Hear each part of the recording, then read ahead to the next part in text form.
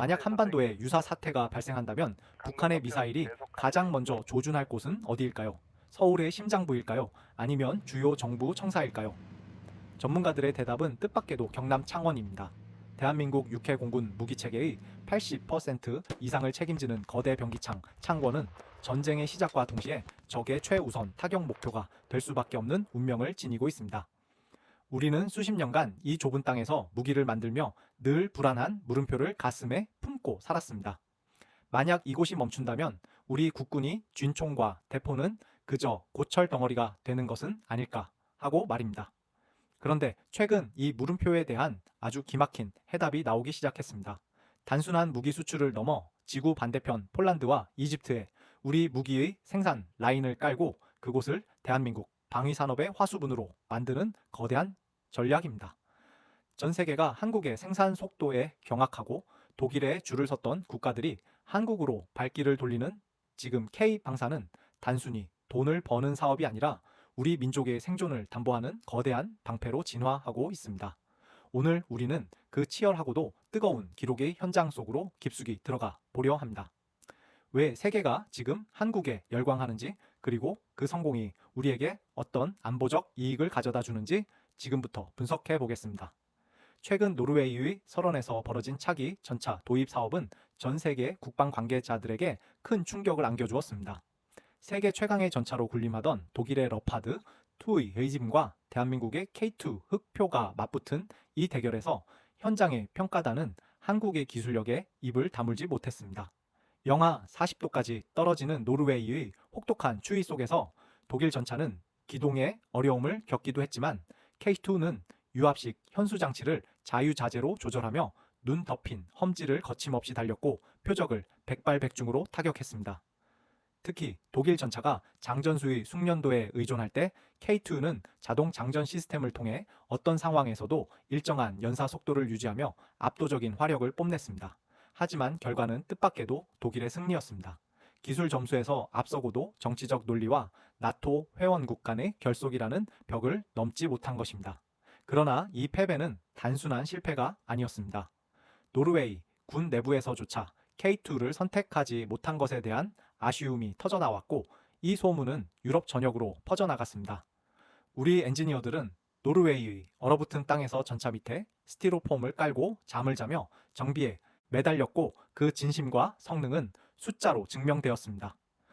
사실 K방산의 진짜 저력은 단순히 잘 만든 기계에만 있는 것이 아닙니다. 바로 안정적인 공급망과 생산 능력입니다.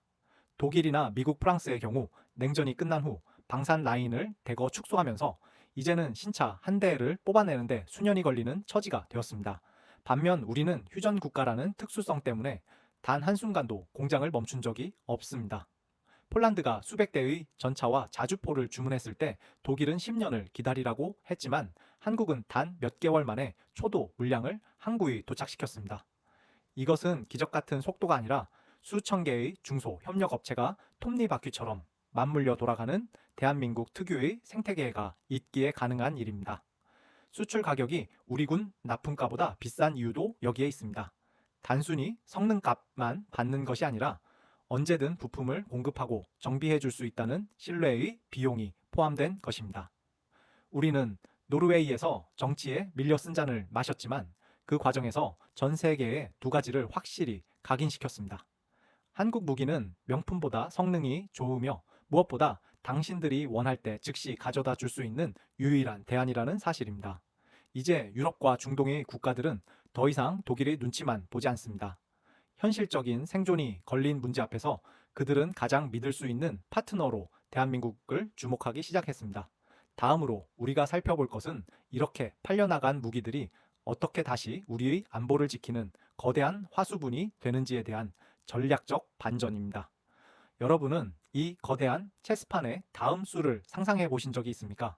단순히 물건을 파는 것 그 이상의 이야기가 지금 시작됩니다.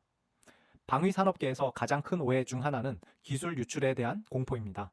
하지만 이제 우리는 현지 생산을 기술을 뺏기는 과정이 아니라 대한민국의 안보 영토를 전 세계로 확장하는 고도의 전략으로 바라봐야 합니다. 만약 한반도에서 전쟁이 발발해 창원의 정밀 가공 라인이 타격을 입는다면 우리의 자주국방은 순식간에 위기에 처할 수 있습니다. 바로 이 지점에서 K방산의 화수분 전략이 빛을 발합니다. 폴란드나 이집트, 호주와 같이 현지 공장을 세우고 우리 무기를 생산하는 거점들은 유사시 대한민국을 지탱하는 제2의 병기창이 됩니다. 현지 생산 조건으로 무기를 판매하면 조립 단가는 해당 국가가 가져가겠지만 그 안에 들어가는 핵심 부품과 소프트웨어는 여전히 우리 기업들의 몫입니다. 더 중요한 것은 교환 계약이라는 강력한 보험입니다. 한반도 유사시 국내 생산이 불가능해지면 우리는 해외 현지 공장에서 생산 중인 물량을 한국군으로 우선 돌리거나 이미 수출된 무기를 빌려올 수 있는 전략적 선택권을 갖게 됩니다. 북한 입장에서 생각해 보십시오. 남한의 공장을 때려 부수어도 전 세계 곳곳에 흩어진 한국 무기 생산 라인에서 신형 전차와 자주포가 끊임없이 보급된다는 사실은 그 자체로 어마어마한 전쟁 억제력을 발휘합니다. 이것이 바로 우리가 범정부적으로 방산 수출을 지원하고 금융대출까지 해가며 시장을 넓히는 진짜 이유입니다. 폴란드의 수출 금융을 지원하는 것을 두고 퍼주기 논란이 일기도 하지만 이는 단순히 물건을 팔기 위한 수단이 아닙니다. 나토 표준의 중심부인 유럽 한복판에 한국 무기의 거대한 생태계를 조성하고 향후 수십 년간 부품 공급과 정비 시장을 선점하는 고도의 포석입니다. 무기는 한 번 팔고 끝나는 휴대폰이 아닙니다. 한 번 도입하면 30년에서 40년을 써야 하고 그 기간 내내 한국산 부품과 기술 지원이 없으면 굴릴 수 없는 체계입니다. 결국 전 세계에 우리 무기가 깔린다는 것은 대한민국의 안보 동맹국이 그만큼 늘어난다는 뜻이며 우리의 기술 표준이 곧 세계의 표준이 된다는 의미입니다. 엔지니어들이 낯선 타국 땅에서 현지인들과 밤을 지사오며 용접 기술을 가르치고 라인을 점검하는 모습은 기술을 전수하는 스승의 모습을 넘어 우리 국방의 예비기지를 건설하는 전사의 모습과도 같습니다. 이제 창원의 공장은 더 이상 외로운 섬이 아닙니다. 폴란드의 들판과 이집트의 사막 위에 세워진 생산 라인들이 서로 연결되어 하나의 거대한 거미줄처럼 대한민국의 안보를 지탱하고 있습니다. 이러한 네트워크의 확장은 결국 우리 군이 직면한 가장 큰 숙제인 인구 감소와 병력 부족 문제를 해결할 무인화 기술로 자연스럽게 이어집니다. 다음으로는 사람의 생명을 최우선으로 하는 K방산의 첨단 기술과 그 속에 담긴 지휘관들의 철학에 대해 깊이 있게 다루어 보겠습니다. 여러분은 기술이 어떻게 인간의 따뜻한 의지를 대변할 수 있다고 생각하십니까? 그 해답은 우리가 만드는 무인 전투 체계 안에 숨겨져 있습니다. 대한민국 방위산업이 도달하고자 하는 궁극적인 지점은 결국 사람을 향해 있습니다.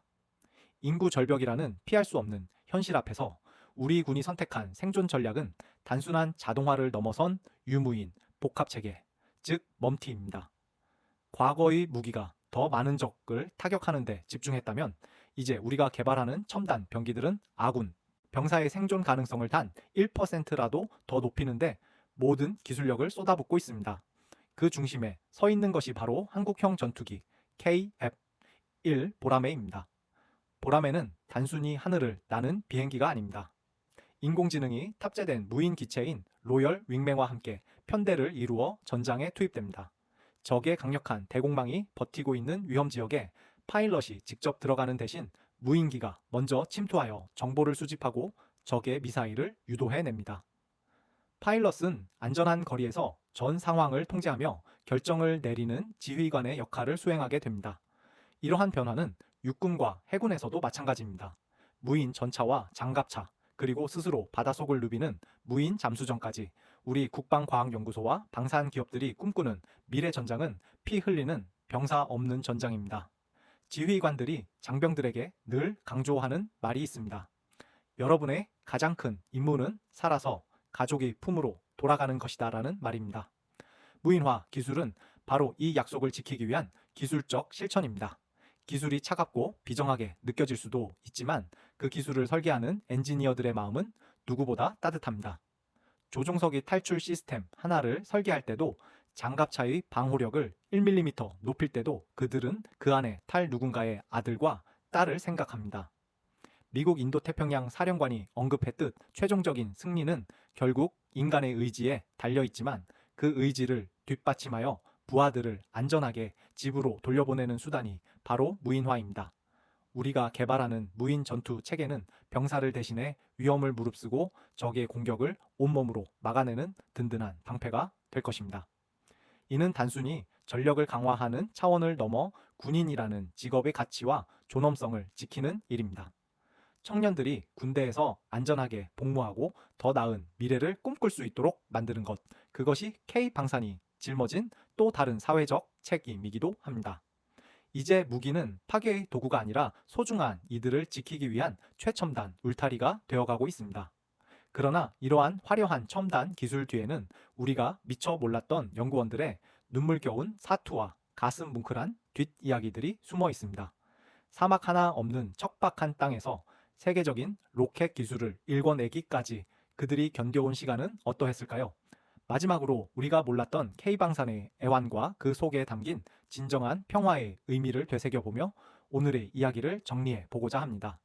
기술의 진보보다 더 가슴 뜨거운 우리들의 이야기를 지금 시작합니다. 대한민국 방위산업이 오늘날 세계적인 반열에 오르기까지 그 과정은 결코 탄탄대로가 아니었습니다. 우리에게는 미국이나 중국처럼 광활한 사막도 없고 러시아처럼 끝없는 지평선도 없습니다. 신무기를 개발해도 마음껏 쏴볼 수 있는 시험장이 부족해 늘 민원과 소음에 시달리며 눈치를 봐야 하는 것이 우리 연구원들이 처한 냉혹한 현실입니다. 몇 해 전 저녁 무렵 전 국민을 깜짝 놀라게 했던 무지개색 비행운 소동을 기억하실 겁니다. 사방으로 퍼져 나가는 기괴한 빗줄기에 경찰서와 군부대에는 제보 전화가 빗발쳤고 UFO가 나타났다거나 북한의 도발이라는 괴소문까지 돌았습니다. 하지만 그 빛의 실체는 국방과학연구소 안흥 시험장에서 쏘아 올린 고체연료 추진 로켓이었습니다. 왜 하필 사람들이 가장 많이 활동하는 저녁 시간에 쐈느냐는 비판도 많았지만 거기에는 말 못할 사정이 숨어 있었습니다.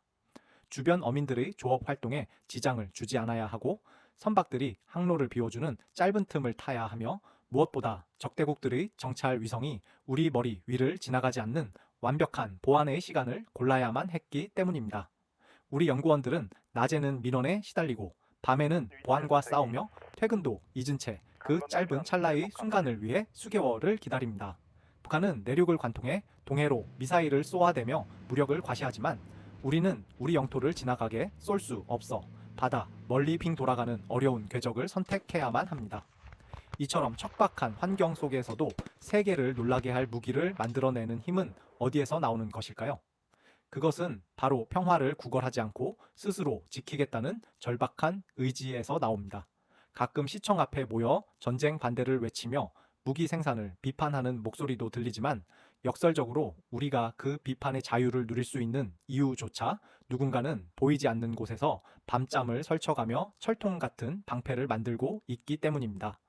무기는 사람을 죽이는 도구라는 어두운 면을 지니고 있지만 동시에 적이 우리를 함부로 건드릴 수 없게 만드는 가장 강력한 억제력이기도 합니다. 우리 엔지니어들이 쇳가루를 마시고 기름때를 뒤집었으며 지켜낸 것은 단순히 기계의 성능이 아니라 대한민국이라는 이름의 자존심입니다.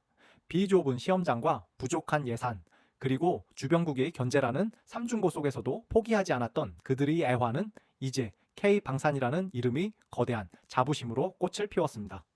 우리가 만든 무기들이 폴란드의 평원을 달리고 호주의 사막을 누비는 모습은 단순한 상업적 성공을 넘어 우리 민족이 수천 년 역사 속에서 갈망해온 자주국방의 꿈이 실현되고 있음을 보여줍니다.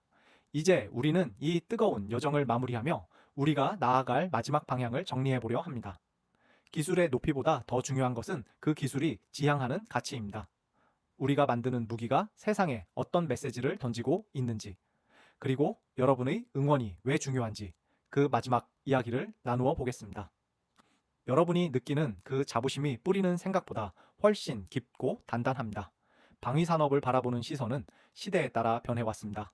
과거에는 그저 막대한 세금을 잡아먹는 밑 빠진 독이라 비난받기도 했고 때로는 평화를 해치는 차가운 금속 덩어리로 치부되기도 했습니다. 하지만 오늘 우리가 함께 살펴본 K방산의 진면목은 전혀 다른 이야기를 하고 있습니다. 그것은 단순히 파괴를 위한 도구가 아니라 우리 소중한 이들의 일상을 지키는 든든한 울타리이자 인구 감소라는 거대한 파도 앞에서 우리 병사들의 생명을 보존하려는 가장 따뜻한 과학 기술입니다. 우리가 폴란드와 에스토니아 그리고 전 세계 곳곳에 뿌린 생산 라인과 무기 체계들은 이제 대한민국 안보의 외연을 넓히는 거대한 네트워크가 되었습니다. 창원의 공장이 멈추더라도 지구 반대편에서 우리 무기가 생산되어 돌아올 수 있는 구조를 만드는 것, 이것은 단순한 비즈니스를 넘어선 국가적 생존 전략입니다. 또한 우리가 개발하는 무인 전투 체계와 인공지능 기술은 전쟁터에 나간 우리 아들들이 반드시 가족의 품으로 안전하게 돌아오게 하겠다는 지휘관들과 엔지니어들의 약속이기도 합니다.